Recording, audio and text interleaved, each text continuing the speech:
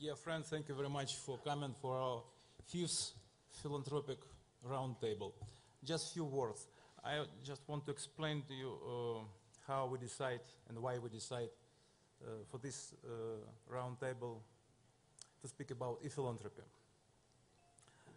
Philanthropy always was really very important for our society, but I think now the role of philanthropy became even more important than ever before. Why? Because governments, they have to cut all their expenses, expenditure, especially for all social projects, and how we can cover the gap.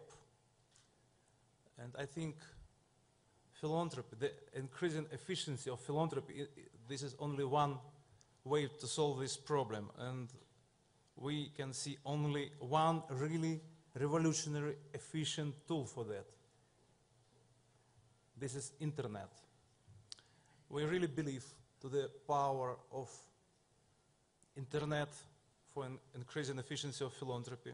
Just one example, today we launched the first Ukrainian internet project for philanthropy. Maybe you saw this pilot project in the lobby. But today we want to speak about internet for philanthropy globally. And we have, I think, here the best possible panel, the best people, the best specialists who can speak about that. We have Eric Schmidt from Google, we have Yuri Milner from Digital Sky Technology, and Sean Parker, who is founder of Causes. We have Alec Ross, who is maybe the main person in the American government who is responsible for internet, who is advisor to Secretary of State. Tony Blair, I spoke with him today, and he apologized. He's stuck in the Middle East. Middle East peace process is very important, maybe not less important than philanthropy, maybe, but for us,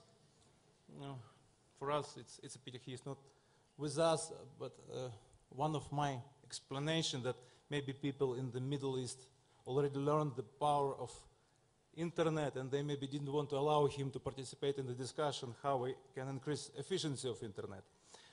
And we have great moderator, Chelsea Clinton. She just met with hundreds of Ukrainian students this week, and I can tell you that she's really great promoter of the modern philanthropy.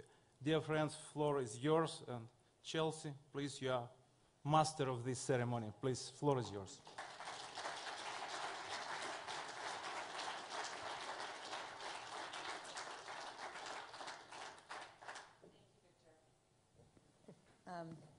Thank you. Goodness. Perhaps all the panelists can come up so we don't have too many transaction costs. Thank you all for joining us today, and I'm sure that our conversation will be as vibrant as Victor had indicated, particularly because of the people with whom I'm sharing the stage and because of our audience. And we certainly hope that this will be a conversation among the panelists and then subsequently with the audience. I will take the prerogative of moderator, though, to frame the discussion a bit and then ask the first few questions. Clearly here in Davos, as around the world this week, very much the focus has been on governments. Understandably, the president gave his State of the Union on Tuesday night. The first democratically elected parliament in 60 years took office in Egypt. We heard Chancellor Merkel exhort all of us for a big rethink yesterday. Yet, clearly, there are always going to be gaps between what the government is providing and what the private sector can produce.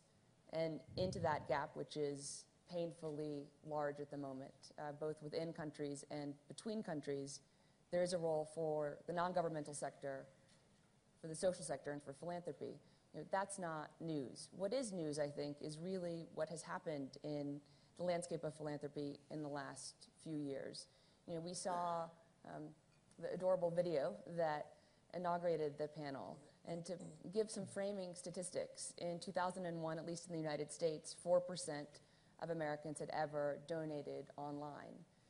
In 2011, more than 65% of Americans had donated online or through mobile technologies. After September 11th, 1 in 10 donations were given to relief via online platforms. And after the triple tragedies in Japan last year, close to 40% of donations were given online or through mobile technologies. More than 40% of Americans and Europeans say they go to social networks first to learn about causes and to look for opportunities to engage. In the developing world, where people are connected, those numbers are even higher. So there's clearly a lot that has happened, and yet we know there is so much more potential. So Alec, since we started off talking about governments, and since you're to my left, and since you work for my mom, and I hope you'll give her a good report. I'm sure I will, Chelsea. You're off to a good start. Oh, shucks. You're off to a good start. Thank you. You're doing a good job. Thank you. Given all of the tumult and these existential questions that are being asked around the world about what is the role of government, what is the role of philanthropy, as power is being argued about, fought over, redistributed, how do you think about your role as an American diplomat in increasing general access and empowerment while also advancing a clearly American agenda? Sure. So if there were one lesson that I've learned in the last 3 years working for your mom and being witness to significant shifts in power around the world, this is the one thing I've learned more so than anything else. Is that there's a significant shift in geopolitical power globally right now, from hierarchies like the nation state to individuals and networks of individuals. And this is something that's being accelerated by increasingly powerful and ubiquitous information networks. So the internet and everything that attaches to that. And in the face of this, a lot of what government chooses to do is fight that loss of control and fight that loss of power. And so I think the first thing for government is to do no harm. I think that there is a strong tendency within government to try to control and regulate the internet in a way that is completely inconsistent with that which has made the internet something so powerful and something so special and something which has generated so much wealth and well-being to this point. So even though I'm the diplomat, even though I'm the representative from government, I think that lesson one is for the government to not play an inhibiting role. And going straight to the question that you asked about access and bringing access into places where it doesn't exist presently, look, nothing could be closer to my head and my heart. Prior to coming into government, I worked at a digital divide organization. You helped start a digital divide organization? I did, yeah. We started 4 people in a basement. We grew it to become a very large global organization with programs in 15 countries.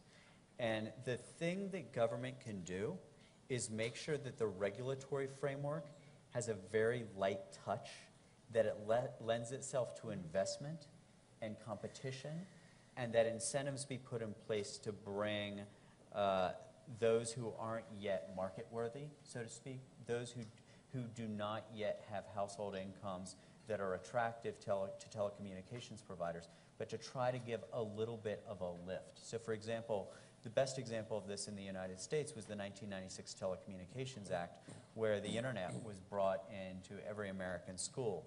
And this then became the first point of access for low-income school children who were then able to grow up digital. So I think that there are measured things that government can do, but the single most important thing we can do is protect and preserve internet freedom and make sure that government does not play a role that is counterproductive within the NGO world, within philanthropy, and within the internet ecosystem. Thank you. You mentioned social network. Sean, you're clearly intimately associated with social networks, including a philanthropic social network, causes.com. Could you talk a little bit about causes.com and why you thought it was so important that it be for-profit and not a not-for-profit, even though you're trying to provide a platform to promote nonprofit activities? Well, actually, playing off what Alex said, the realization that my co-founder and I had as I was leaving Facebook was that, you know, these technologies had yet to be embraced by government, by politics. There'd been some success in the Obama campaign, but I think that was, in many ways, trumped up. I actually don't think that social media was a determining factor in the outcome of the 2008 election. I think it was incrementally helpful, but there was a lot of conversation about it that was probably a little exaggerated. So it felt like both in philanthropy and politics, social media hadn't really, the power of social media hadn't really been tapped. And the core idea that we were exploring with Causes was this notion of individual empowerment, that every individual now has available to them, their group of friends, their social network represented online, and they just lack a set of tools to extract value from that network. I mean, pretty much every social movement, I actually prefer to talk more broadly than just philanthropy and giving, because I think that giving and philanthropic giving on an individual level, individual activism, meaning trying to promote a particular cause, change government policy, signing petitions, all those kinds of activities, and everything related to political campaigns are essentially enabled by the same set of tools. And I think that a lot of work still needs to be done to build those tools. We began doing it at Causes, to sort of bring that around to your specific question. A lot of those tools can't really be built in a nonprofit context. There's very specific legal reasons, actually, why if you're going to do things related to a political campaign, you can't do that in a nonprofit, a 501c3 structure. So we saw our vision at Causes as being much larger than just philanthropic giving. And in fact, most of the activity on Causes actually has nothing to do with donation. It actually has to do with advocacy, like promoting one cause. How many members do you have? There's 135, or maybe at this point 140 million people who have installed the app. And the activity... And how many active users? It ranges. So depending on what's happening in the world, it goes from 10 million a month to 30 million or so. But they tend to be, we're still very early in this process. They tend to be very lightweight actions. There's not a huge amount of long-term engagement. I mean, we've built the basic set of tools that are needed to perform a lot of these activist-related activities, but that has to go much, much deeper. There's a lot more work to be done. Great. Eric, Sean just talked about sort of the potency of social networks. How important do you think targeting is in sort of Google's gestalt and search in general to helping people more efficiently connect to what they care about and what they're really searching for? About 10 years ago, we set up a program where for nonprofits we would produce free ads. And this has been the source of many, many, many millions of dollars of donations to those, especially to foundations that are not generally known, ones that are highly specialized. And the internet, of course, allows you to have very, very special needs, matching the special donor to the special solution. And one of the things that the internet does is it makes large companies with a greater reach, but it also allows you to have both micro-targeting and also much smaller and much more focused activities. And I think both work well in this context. And have you seen that change the behavior of philanthropies as they advertise on Google? I think philanthropies are still basically a combination of trying to get money and trying to do good. The real opportunity that the internet has a series of opportunities throughout this space. The first is as a fundraiser, which I think all of us use and care a lot about. Another aspect of the internet, of course, is that the best philanthropy, of course, is economic success of a company, country, people, well-being, growth of GDP, all those kinds of things. And the internet does all of that. And the third is as a monitoring mechanism against waste, fraud, well-meaning people that don't do the right thing, and so forth. And crowdsourcing feedback is a remarkable way of keeping these sort of loose industries well governed. They don't need much regulation aside from shame. And that works pretty well. And governments these days are now figuring out, most developing countries have at least the perception of a significant corruption problem because their legal systems aren't strong enough, et cetera, et cetera. So one straightforward way to address that is to require all the politicians to list all their assets and then have the citizens check. You know, did you have an extra house or an extra car or whatever? And all of those are systems which keep the world cleaner, more precise, the claims more accurate. And I think the world can do this as a group. It doesn't need to be so heavily managed. It's a good example of how the internet can empower people in the way that Alec talked about. So clearly transparency is fundamental to having confidence in government and also confidence in large NGOs and philanthropies. You know, Yuri, in the former Soviet Union, from your perspective, and particularly in Russia, how do you react to what you've heard already on stage? And how do you think, particularly what Eric just said, is happening or is not happening in Russia, and what are the barriers to it perhaps not happening as much as clearly it is happening elsewhere? Well, I think it's early days in that part of the world as far as the e-philanthropy is concerned. And there are a few things that we're doing as a company when we, in a completely transparent internet way, offered grants for young entrepreneurs to start their businesses of $25,000. That was launched a couple of months ago. And this is completely online program. I think nobody can understand. Can you all play louder, please? Oh. Yes. Or maybe we could turn up his microphone too. So we sort of try to Is that better? Getting better. Okay, good. pave the way of this e-philanthropy through launching a project that is helping young entrepreneurs to start their own companies without taking any equity in these companies, just helping them out. I think there is a lot to be done and a lot to be implemented, a lot to be learned from projects like Causes, because the main driver force of Causes is actually social pressure, that you can actually take the network that you have and apply a social pressure on an individual member of this network. I think this is probably the largest network effect in philanthropy that was not utilized to its fullest as yet, not only in Russia but in other parts of the world.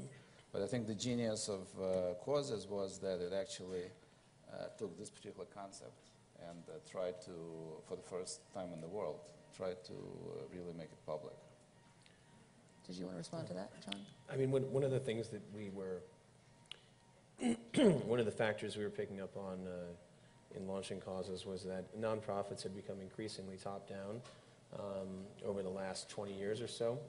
They'd become check and envelope organizations where, essentially they'd maintain large mailing lists, and then, those mailing lists were used to raise money, and it was at scale, the most efficient way to do it. But if you look historically at the way social movements are constructed and the way fundraising has happened, it's actually been more of a bottom-up phenomenon. But those bottom-up phenomenons, as the mass, with the advent of the mass media, were replaced predictably with these more top-down mechanisms. So what's really kind of cool about the internet and about Causes and other activist sites like it is you have the potential to do this much more efficient bottom-up process where people are engaging their networks, and those people are in turn engaging their networks to achieve something. So you get the scale. You have the potential to have the scale of these top-down approaches with the efficiency of the bottom-up approach. And I think that ultimately, as we get better at building tools that take advantage of, like to Yuri's point, social pressure, or social pressure or incentive systems that reward people who are effective activists. As we get better at creating those tools, like for instance, there's a huge phenomenon primarily in the Midwest called giving circles, where people will get together and they do this in real life. They don't do it online. There aren't really tools to do it online, and they basically all give a certain amount of money. Usually, the stereotype is a group of housewives that get together and they all give $50 a month, and then they decide amongst themselves where their pooled money is going to go, kind of like a miniature donor advised fund. And that's actually catching on. But that type of phenomenon where there's social pressure within a group to do something and you're pooling your resources hasn't migrated online yet. So I think a lot of the tools that need to get built to enable this kind of bottom-up activism are tools that mimic some of these real-life sort of things we're seeing. So let me give two very concrete examples of how this has actually played out. One doesn't involve the internet predominantly, but another ubiquitous mainstream technology, SMS. The earthquake in Haiti, which I'm sure you're all familiar with, took place sort of late afternoon, early evening, around 5 p.m. in the evening. And we reached your mom, who was in Hawaii, and hoping to travel to Papua New Guinea, a trip that she didn't get to take, and described the level of devastation of what had taken place. And what she wanted to have happen was by the next morning, by the time people had their first cup of coffee, she wanted something in place so that as soon as people heard about the tragedy, they could immediately do something to give back. And so what we created was a program overnight, whereas if you sent a text message with the word Haiti in it to a short code, $10 would be added to your phone bill. And we thought this was a pretty nifty idea. We thought we might raise a couple $100,000. But then we set our sights a little higher and we said, you know what, if we can really take advantage of the network effects that Sean just described and really build a spider web of networks, this thing could get very big, and I bet a lot of people would send this text message. And in 2 weeks, we raised $35 million. And more than 50% of American households donated. More than $35 million, and the administrative fee was the total amount of money we spent to raise that $35 million was the $19 for the administrative fee. A second example, it gets me really excited. There was a teacher in the Bronx who had a hard time raising money for the couple $100 they would take to buy school supplies, the couple $100 they would take to take the kids on a field trip, and started an organization called Donors Choose. And what Donors Choose became was this marketplace where teachers could describe a project that they wanted to do with their students.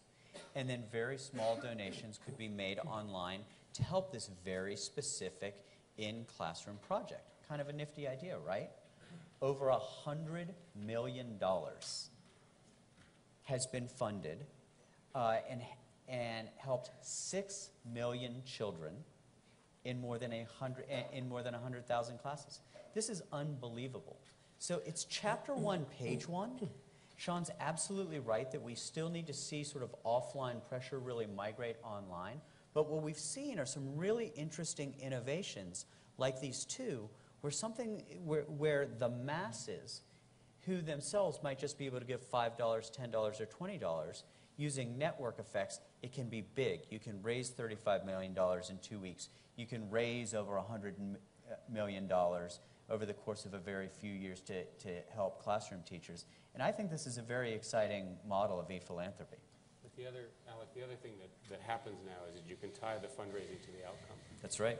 So Hyper-transparency. So part of the trick here is that you log in, you make a donation, you see the progress, you see the result. Yep. Right. So the credibility is much, much higher than the previous things that Sean was talking about. And this goes to the point that Yuri was making and that Eric was also making about, in essence, sunlight is the best disinfectant.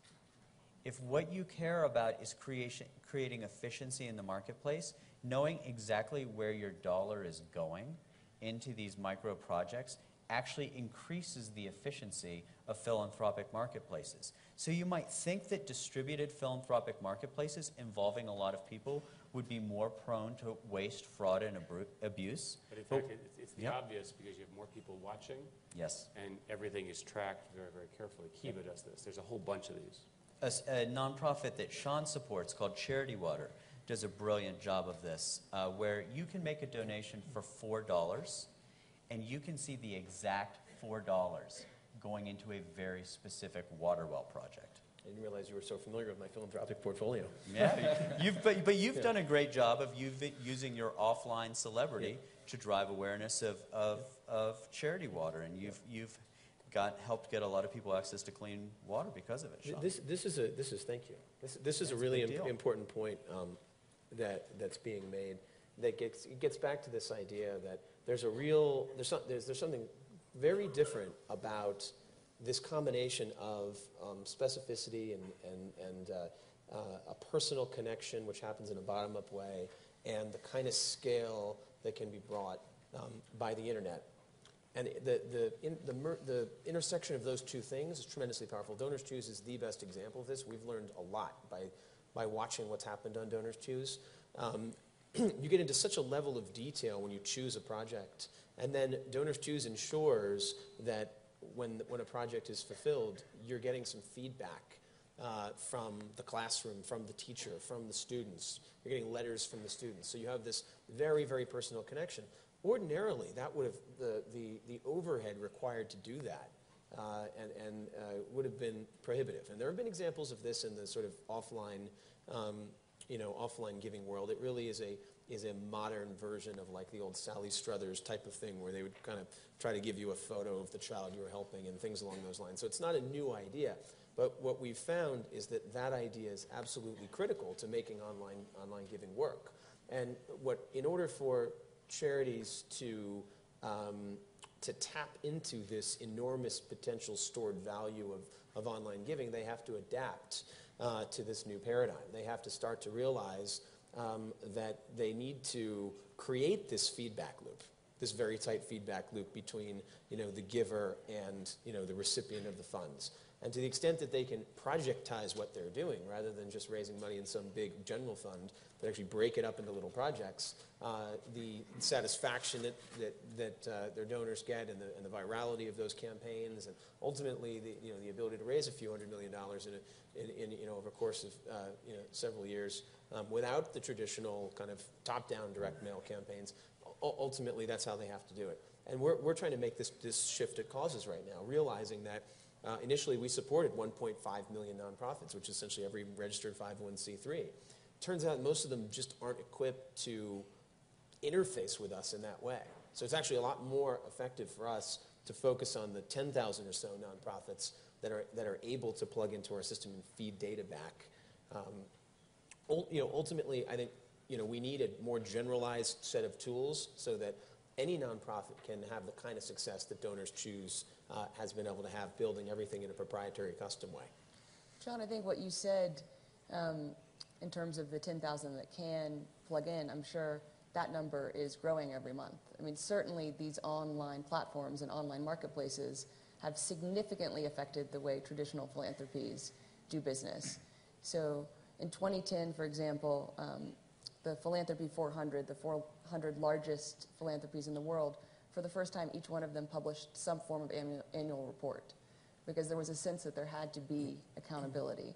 Now Charity Navigator in the United States has become a tool that most people who give more than $100 actually visit first to assess whether or not their dollars will be spent on administration fees, largely funding the sort of old world top-down approach that you denigrated, which is a common critique, or will be distributed out in the field, actually at least attempting to achieve the mission the philanthropy had articulated for itself.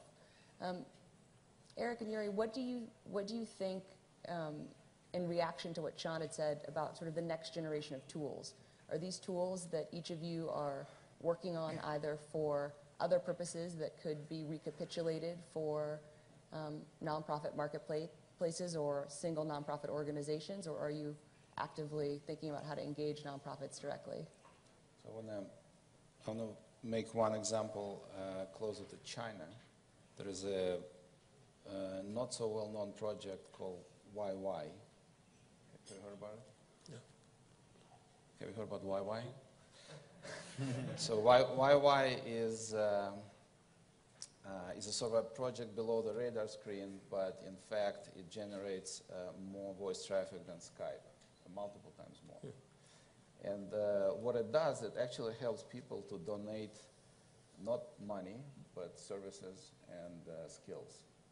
So in other words, a English teacher would teach English to, a couple hundred people for free. And somebody will teach how to grow crops or to take care of the pigs. And there are literally millions of topics that people share their knowledge with, a few dozen, few hundred, few thousand people. And that's all going on simultaneously on one platform. So this is an absolutely amazing way to spread donation in the form of knowledge and expertise. So I think it's a really interesting example of innovation in that space that hopefully will spread, to other countries. The best tool ever, I think, for philanthropy is going to be these phones in 2 to 3 years when they are less expensive, when they stop interfering. When they don't interfere with your microphone. It's an error in the GSM specification. In any case, these phones will decline in price in a way that's analogous to Moore's law. And with this phone, somebody who is trying to make a difference and someone who's the recipient of it can find themselves, tell a story, communicate, inform, track, monitor, and prove. And so the ability to reach each and every person in a target group, and ultimately, 6 billion out of the 7 billion people on the planet, is going to be key. Now, there are a set of problems with that. One, of course, is the devices themselves. To get a truly volume platform in the developing world, you need to have these be about $70 in U.S. terms, sort of roughly the. In the field, actually, at least attempting to achieve the mission the philanthropy had articulated for itself. Eric and Yuri, what do you think in reaction to what Sean had said about sort of the next generation of tools? Are these tools that each of you are working on either for other purposes that could be recapitulated for nonprofit marketplaces or single nonprofit organizations, or are you actively thinking about how to engage nonprofits directly? So I want to make one example closer to China. There is a not so well-known project called YY. Have you heard about it? No. Have you heard about YY?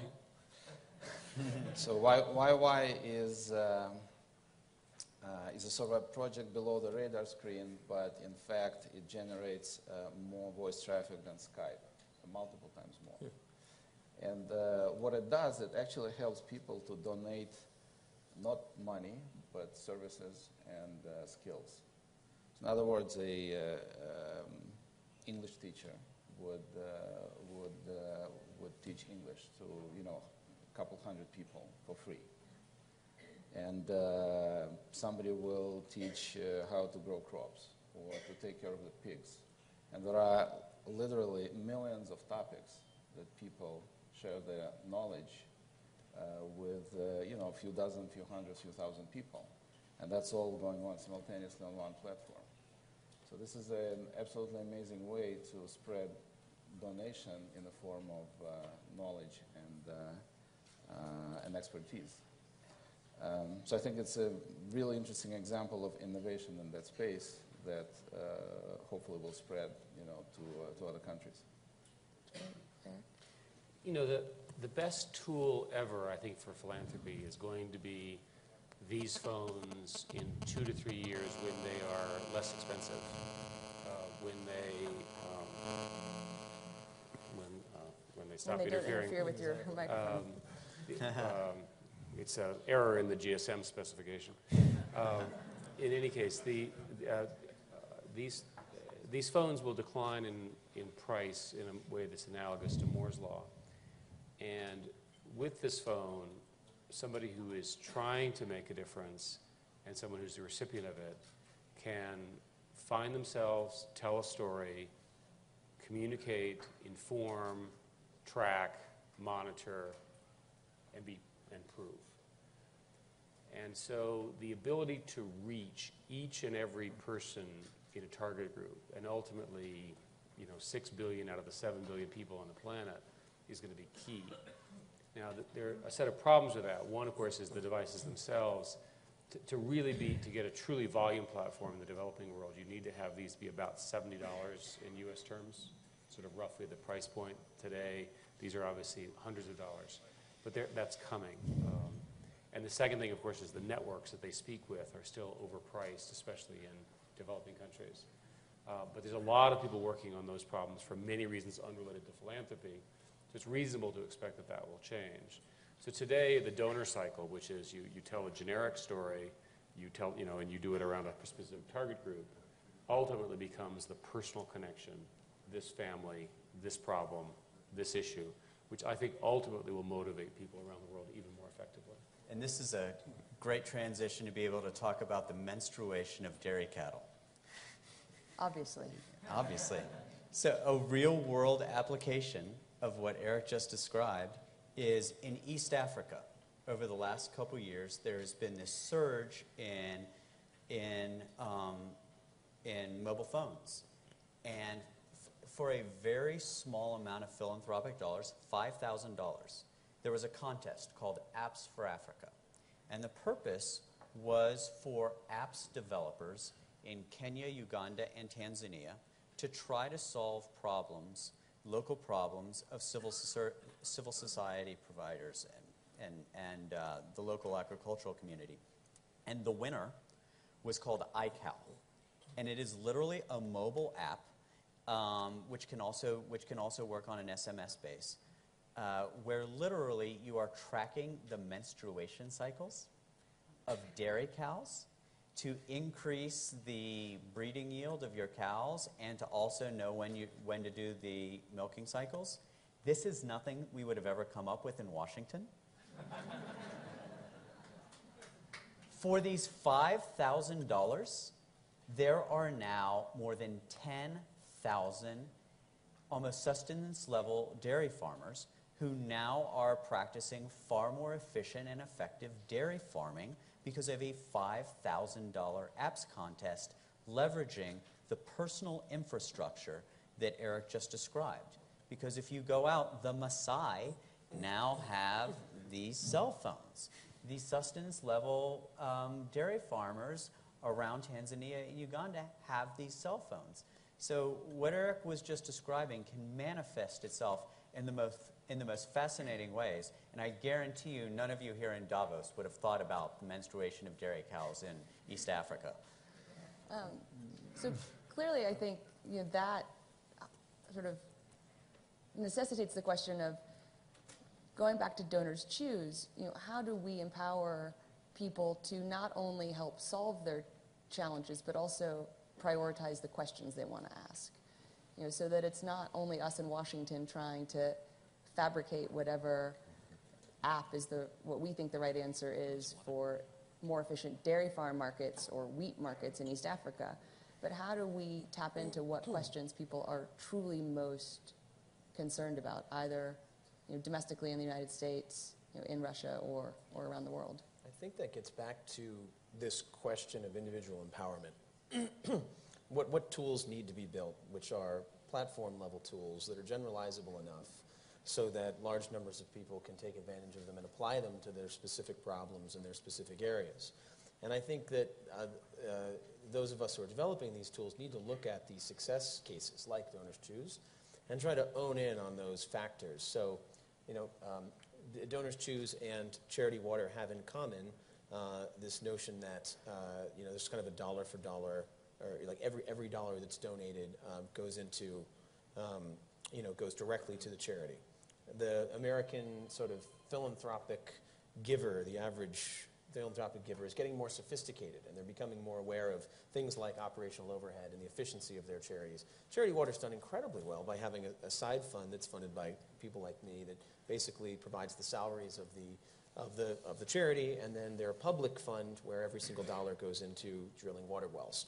And similar to Donors Choose, this is one very important characteristic when you get into online giving, because in an online giving environment, the market's much more efficient, and people have access to much more information. It's actually I think the greatest potential of these products is to create a more efficient marketplace where the efficient charities and the charities that actually get work done, the philanthropies that get real work done, are the ones that succeed in raising money, and the ones that are basically just marketing organizations for themselves or giant fundraising machines ultimately sort of, I don't want to say wither away, but shift in their emphasis towards these more efficient organizations. So that's definitely one factor, is the efficiency factor. Another factor is this notion of closing the feedback loop. Yet another factor is being able to plug into existing social networks in an efficient way so that there's a multiplier effect on every action taken. So that if I take an action to benefit a particular nonprofit, that action ricochets through the network and potentially stimulates other people to take action.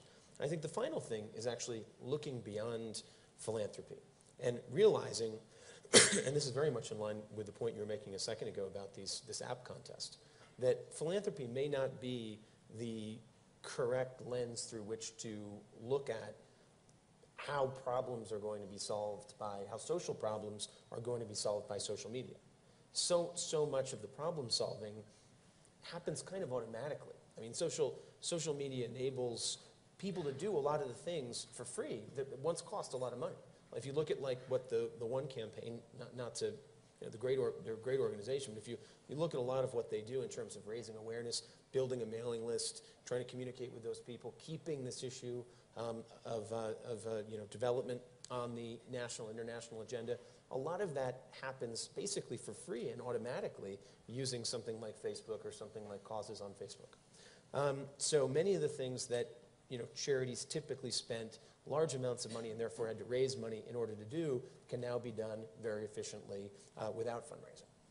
But Alec, back to this point about the app vignette that you just shared, and sort of crowdsourcing both questions and answers. I mean, in the last year, we've seen crowdsourcing help decode E. coli DNA and solve math problems that had been thought to be intractable.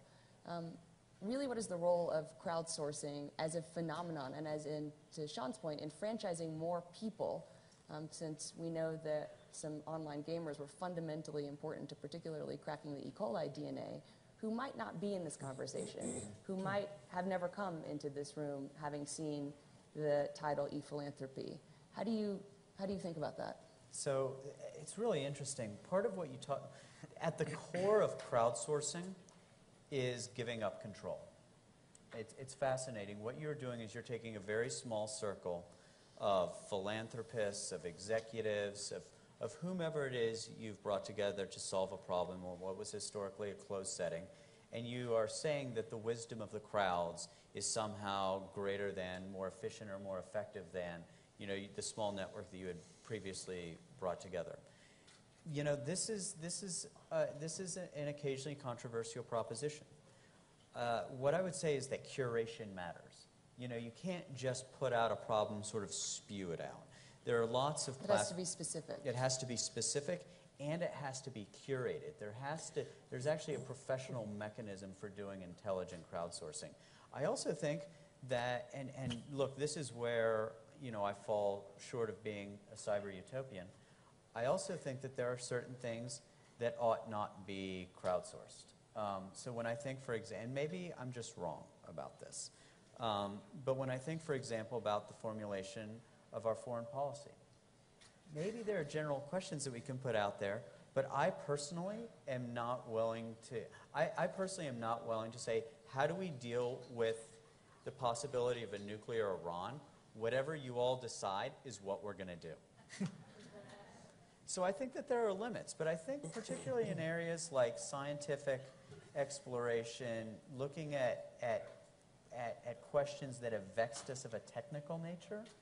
I think that there are... A $70 phone? $70 phone.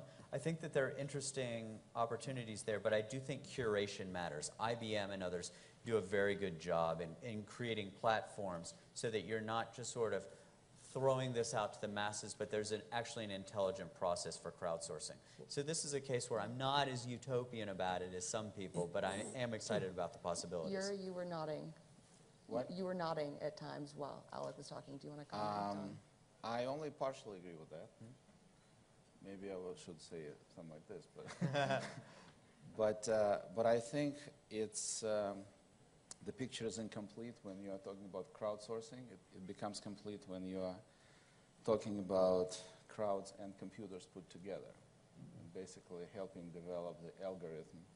Google is a classic example of computers plus crowdsourcing producing a beautiful outcome like a search result.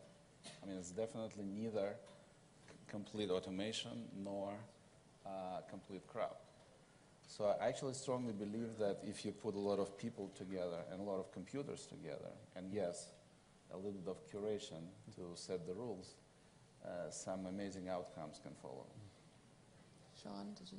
So I think what Yuri's saying is that when the artificial superintelligence comes to power, The ultimate brain, is that? yeah, exactly. When that Global brain. Global brain, artificial excuse me. superintelligence gains power, Yuri will be very much in support of that transition. Yeah, you know You would not? Peter Thiel and I are always disagreeing on this one. I'm with the humans. He's with the computers.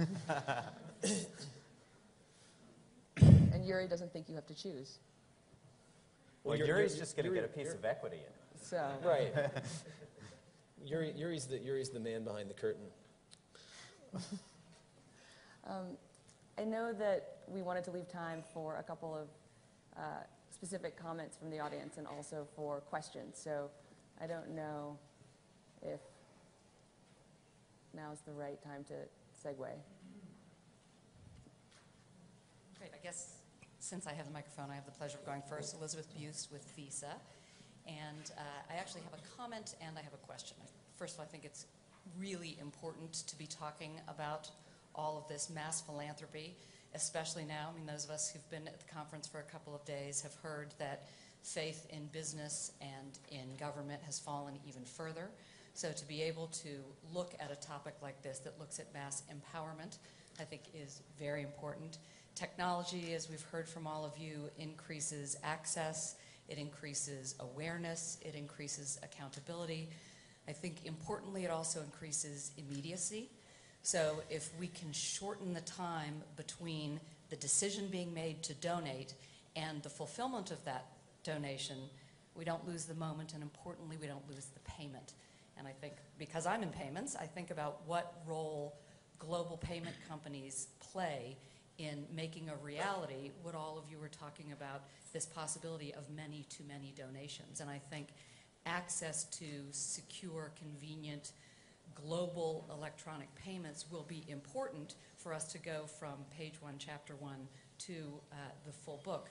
And so I guess my question for all of you is, as we're beginning this journey, where would you go for best practices? I mean, clearly we'd be looking at it from a payment perspective, but government regulation, the kind of information, the kind of accountability, technology, whether it's access via mobile or other, and how would that be developed, and where would you go for best practices in mass philanthropy?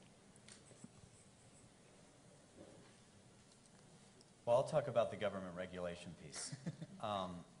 This is difficult. Some of the earliest practices in mobile payments took place in a relatively unregulated environment, in part because it was purely entrepreneurial and there was nothing to regulate before it had ever taken root. I think that there were some things that were very promising around that. However, if you look at any banking system, it is reasonable to think that there has to be some accountability and regulation in any financial system, just because of the opportunity for waste, fraud, and abuse. Not every telecom is going to be responsible in terms of how they warehouse their money and what have you. My own one experience in this has not been entirely positive. I've been focusing for the last 2 years on trying to bring mobile payments into the Congo, in part because so much of the rampant violence and corruption in the Democratic Republic of Congo is fueled by a cash economy. And it's remarkable. I could talk forever about, how they will literally bail up banknotes and how they will put it out on a table and the general will get his and the colonel will get his and, the soldiers might be left with some. So we've been trying to put a regulatory framework, working with the Democratic Republic of Congolese government, a regulatory framework in place to help facilitate mobile payments. And it's very, very hard, in part because you're taking the locus of regulatory control away from a central bank, and more often than not, putting it into a non-traditional financial services institution like a telecom, with a payment company like yours attached to it.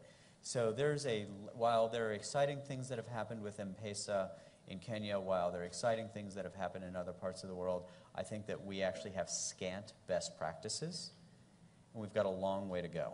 We have a very long way to go before this achieves global scale. Yuri? Well, one of the elements of that I would recommend is actually location, starting with Google Maps and all the way to Foursquare. I think a lot of spontaneous donation is based on location, and that's something that has not really been engaged in any major way by any major philanthropy. So I think that's an interesting element to look at. That's sort of the online version of your Midwest Circles example, Sean. The Midwest Circles example, that's part of it. Location is relevant, proximity to one another, the fact. But really that example has to do with the real life social network, the true, not the social graph that's a representation of the social network, but the actual social network of people who know each other and the social pressure that comes into play when everybody agrees together that they're going to give a certain amount per month. If you don't fulfill that obligation, you're going to be held accountable by your 3 or 4 other friends. Creating that kind of dynamic where there's social pressure in a small group at mega scale, I think may be one of those best practices. Eric, did you?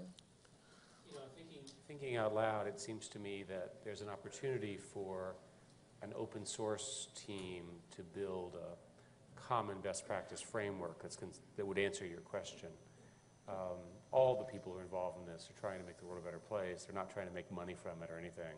So that's a pretty good fit to donating the software and then curating it in the way that Alec talked about. So I think one of the things to push for, so in your case, because you're a key part of this, are the people that you're working with making their software and their platforms generally available, extensible, what kind of uses are they getting, and let the market sort out. Historically, there's a lot of different experiments, and somebody kind of gets the right combination to get exactly the principles that Sean and Yuri have been talking about, and it sort of takes off. And it's sort of about time for that to happen, I think. Great, thank you. Nick Bilton from the New York Times. I actually interviewed Scott Harrison recently from Charity Water, and one of the things he talked about is that a lot of people his age they don't trust companies, nonprofits, and so on. They don't know where the money's going. And you have a solution for that by funding it from one side. But when you look at the Valley and the tremendous valuations and the billions of dollars that are flowing through there, how do you encourage people to start giving more when you look at these technology entrepreneurs that are now billionaires at 25, 26 years old? The new practice in Silicon Valley is, which is I think largely pioneered by Salesforce.com, is sort of a 1% rule. 1% of your profits, 1% of your equity, 1% of your labor. And many of the tech companies are beginning to do that. This new generation of employees, sort of the generation that you're talking about, is much, much more socially aware, much more community focused than sort of my generation of young people when we entered the Valley. So I think that augurs well. One of the other things, as you pointed out, there's been an enormous creation of personal wealth by virtue of the internet revolution and so forth. And it's quite obvious to me that that generation will become the biggest donors in the world, just numerically. And that if you look at sort of the donation cycle, it's really a function of life cycle, and people are busy buying houses, having families, that kind of stuff, and at some point that money's going to get unleashed. What I like about the structure that Sean is talking about is that natively the people that you're talking about will use his type of structure, modified and improved over the next decade. They won't use the older models. They won't make sense to them. They'll use a Sean type model. And so that says that not only is his architecture right, but also there's going to be a lot of money flowing into it over the next few decades. Sean, do you want to talk about the Sean type model? It's easy to summarize. It's actually really simple. It's a network platform. It has positive feedback loops for things. You can check everything, and you can actually do it at any level of targeting. There, I think some of this gets back to the question of your though individual commitment and giving, which I think is what. Well, I mean, there's a whole set of learnings here that I guess if I were to draw this out as a model, I'd have to sort of package them all together. And some of them have to do with the structure of a philanthropy, of a charity, and the idea that you're funding specific projects. There's a feedback loop. The idea, as in Charity Water, that there's a separate general fund from the fund that's actually doing the work, so that people get that benefit of efficiency, which is increasingly important. So you have a marketplace effect. We have a lot of charities that are competing against one another for access to large aggregate user bases. This is something we see on causes. A cause gets built up to 500,000 users. There's a certain amount of money that cause is generating on a regular basis. You start to see competition between charities all wanting to be the beneficiary of that cause. That's a market dynamic. So I think as we look at the emergence of this field, it may not be the right frame to even think about this through in traditional philanthropic terms. I think it makes sense to look at this in more of a free market sense. And actually as I've gotten more and more active in my own philanthropic giving, I've started to look for, that sustainability is a really important buzzword in the nonprofit community. We all talk about sustainability. And sustainability, in most cases, means access to reliable funding from donors, building a good, donor, channel to your donors. But there's all sorts of other mechanisms for sustainability. A nonprofit can actually sell something. They can actually, create a product that they can become a sustainable business unto themselves. We can also create these sort of either public-private partnerships or nonprofit, sort of private, for-profit, nonprofit type partnerships, which I think can get a lot more done than nonprofits working on their own. So I'm always looking for these kind of free market mechanisms. This sort of gets into the larger discussion of social ventures, like social entrepreneurship, where you're creating a company like Causes, which is a for-profit business, that's trying to first and foremost achieve a social goal, and only secondarily achieve a shareholder goal.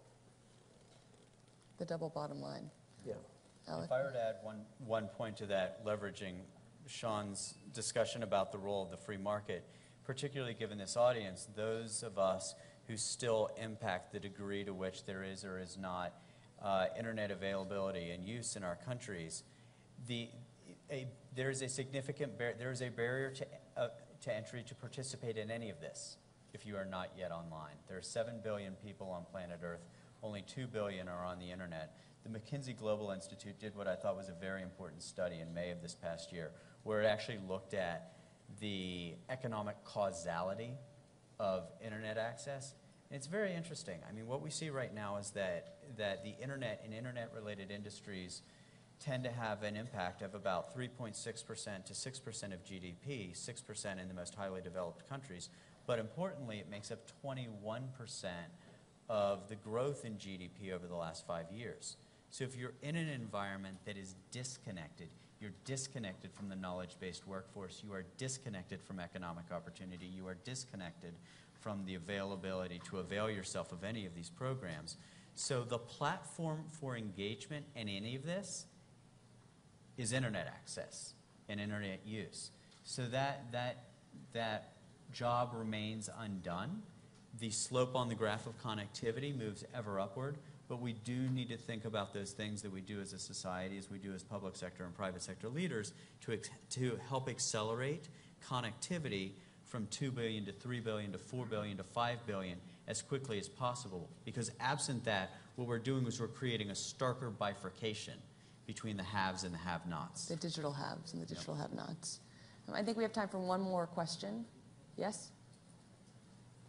Well, I would have leapt up, except I was so pleased at the way Alex beautifully phrased that,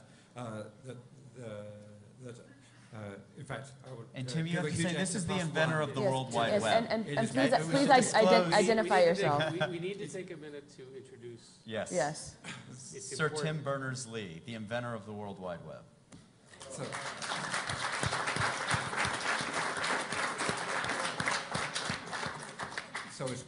okay, so I suppose from a turning point of view, it's great to see that this project be used. So e-philanthropy is a great way to see it used. One of the things which I picked up from an earlier question, and has cropped up in lots of other things, cropped up on in the main stage just a little while ago from President Condé, is about accountability. I think this wave of people just putting out there exactly what they're doing. Obviously, it's an important part of philanthropy. This idea is exciting of going down to the micro scale so that you can see which cow you have bought, or which cow, maybe the monitoring, maybe you could monitor even the cycles of the cow that you have bought, if you want to do that. But when you go down to that level, also, I think you should be able to go down sort of financially as well, and so that everybody involved in the chain should get into the habit of, if I've been given money, I will put onto the web, preferably in a machine-readable data form, I got this money on this date, and I have spent it in the following way. And when you give it to somebody else, you give a pointer to the place where on the web they are saying how they spent it. So it just goes all the way down, and eventually we can even run programs which will run down and check and see the trends. But also for any individual, you can make sure that that all this mechanism, which can actually turn, obviously can shoot a lot of money at a problem, doesn't get ambushed by people, because I've also been on the sessions here about cybercrime. So yes, keeping it accountable, making and building reliable, secure systems, and building networks of trust so that you can make sure that you really are looking at a real cow and a real person, rather than one that's been trumped up by some spammer. I think all important. But so if I had a question, I'd say, okay, so do you think at the moment it works at $10? You think of this philanthropy at the $10 level on a mass scale. Do you think also people will be larger amounts, philanthropists who are more traditional ones who give small numbers of larger amounts will end up doing a lot of that online as well? Oh dear, that might have been our warning bell. I actually think... Or Eric? I think, going back to the next question, this next generation of donors is going to be very comfortable with using the internet as the way in which this is all expressed and tracked and so forth. So the direction that you've laid out, which in my working with you for 20 years has always been correct, is also correct here.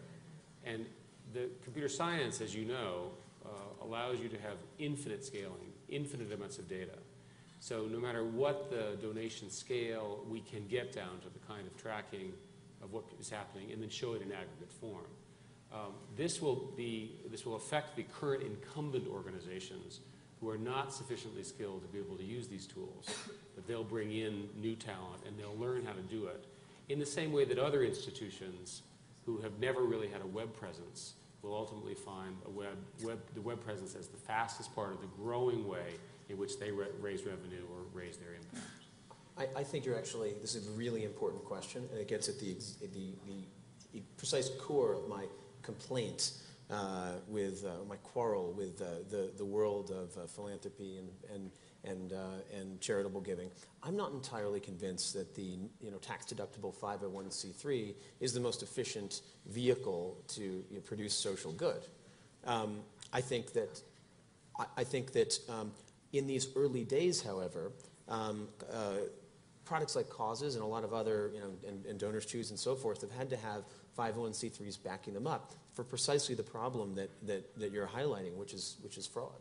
I mean, we are essentially outsourcing the problem of fraud prevention to the government, which is doing a cursory but a cursory but some review of the legitimacy of these 501c3s. Ultimately, I think people, the whole system should be much more fluid and dynamic. Kickstarter is a great example of a project where people are funding each other in little, to get their own little projects going. Or and CrowdRaise. CrowdRaise, right? These are examples of things where you don't have the 501c3 necessarily backing you up and giving you some liability protection. The problem is that in the Wild West of those environments, if there are any significant fraud cases where somebody creates a phony problem that they're trying to solve, and it turns out they're just siphoning cash from a bunch of people with a very compelling sob story that they've constructed using the platform, then these things are going to lose legitimacy. So we had to make the decision that while we really wanted to enable all of this peer-to-peer, bottom-up people helping each other, funding each other's projects without the constraint of the 501c3, we ultimately needed to operate through 501c3s in order to prevent this entire space from getting tarnished by a couple of bad actors. Alec, do you want to respond to that from a government perspective? I think that Sean makes a very good point. We need to continually look at the structures that we have, regulatory structures and what have you. But going back to the point that I was making at the very beginning about the changing nature of power, from hierarchies to individuals and networks of individuals, that can manifest itself within the philanthropic sector. And I do think, to the extent that there can be flexible approaches to promoting social good, we ought not be wedded to a single model. In the United States' case, in a 501c3, obviously this is a global model, so whatever the regulatory framework is within your respective governments, it varies place to place. But I'm a big believer in flexibility and openness, because you never know where innovation is going to come from. And what government ought to be doing is trying to foster an environment that unleashes innovation for the purpose of social good. Yuri, one final question as a segue from the question we just heard. When you were talking about the global brain, one of the things that you mentioned, I think, both at the G8 and at Yalta, were some incredible statistics about the amount of data and content that is generated in the world today. And I think you said that in 2011, the amount of data and content generated every 48 hours is commensurate with the amount of data and content created from the dawn of time to 2003. And that by 2020, you expected an analogous quotient of content to be developed every 60 seconds. So, are these your statistics, Eric? Yuri will speak for me. So, with this sort of almost ubiquitous supersaturation of data and content, how do we ensure that we're finding the right data and content to verify what's happening in the philanthropic sector? Well, I think I've been using some of Eric's ideas by giving these numbers. I think that the exact number is 24 hours this year. Oh, wow. Which I think is an amazing number anyway. But I think the only solution is smart algorithms that would help to sort it through. And what I'm doing every weekend right now is just sitting, taking a quiet hour and trying to optimize all information that I'm getting, and trying to get rid of some of the sources and just emphasize different sources. And this is a very inefficient way to do it, probably. But I think it has to happen on a much larger scale with some sophisticated algorithms that will develop, that will be a part of this global brain, that will help us to sort it through. So when that's developed, then we can cede control of the world to the global brain. Or let it run things for us. Or perhaps we need both, smart people, smart technology, and to ask the right questions to find the right answers. Thank you all very much for being here today, and thank you all for coming. Thanks. Yeah, that was really interesting for me. Dear panelists, may I ask you to get together for the group picture?